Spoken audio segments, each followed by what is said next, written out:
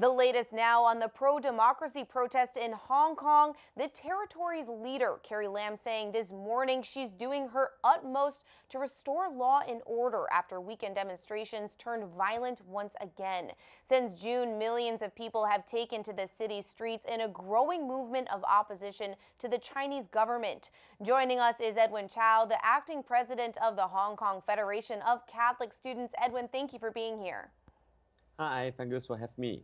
Edwin, can you give us an update on what's happening in Hong Kong right now? And is Carrie Lam the right person to lead the city?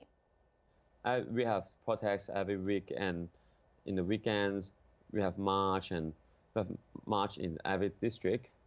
So, and I think from July the protests go more aggressive, and I don't think that Carrie Lam is a good leader of Hong Kong because she's not elected by the people. You know, in Hong Kong we don't really have a real election for the chief executive. She's not chosen by the people. So how can she be the right leader of Hong Kong?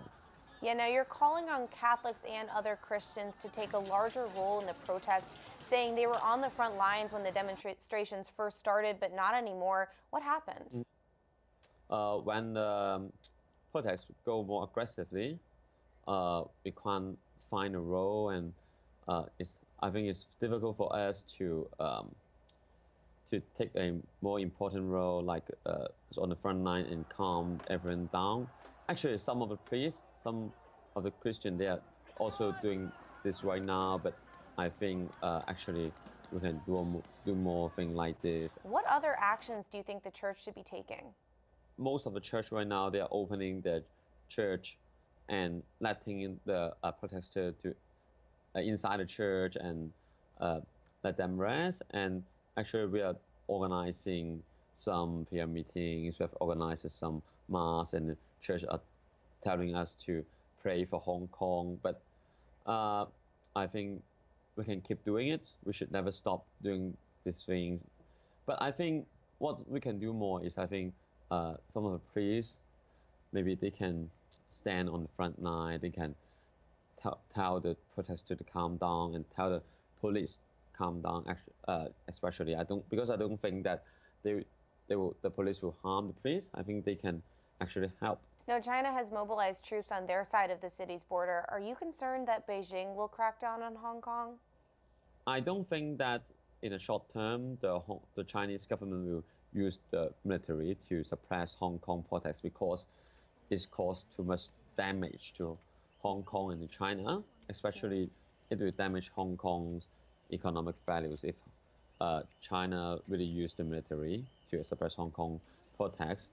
I think Hong Kong will lose its special economic status in the international community, especially the Chinese government, the Chinese businessmen. They're actually using Hong Kong for export, for trades.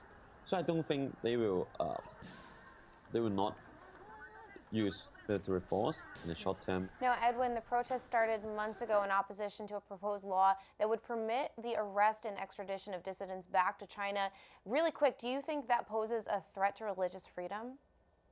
Yes, I think actually the extradition bill is a threat to the religious freedom, because I think most of the Christians, they were afraid that if we go back to the mainland China, and if we have connection with the underground church, and we go to spread out our message, maybe when we go back to Hong Kong, the Chinese government, they can arrest us and take us back to Hong Kong. As I remember, there was a case that in 2001, some Hong Kong people, he bring back some Bibles to the mainland China, and he was arrested by the government. Yeah.